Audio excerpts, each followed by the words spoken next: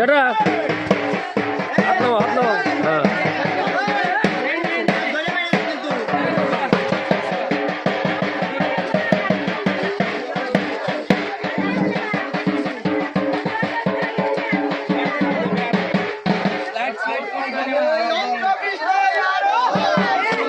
আমাদের এখানকার সিনিয়র সন্ন্যাসী, ইনি অত্যন্ত বৃদ্ধ, কিন্তু এখনও যা এই পুজোতে উনি স্কিল দেখাচ্ছেন এটা অনেকেই পারবে না।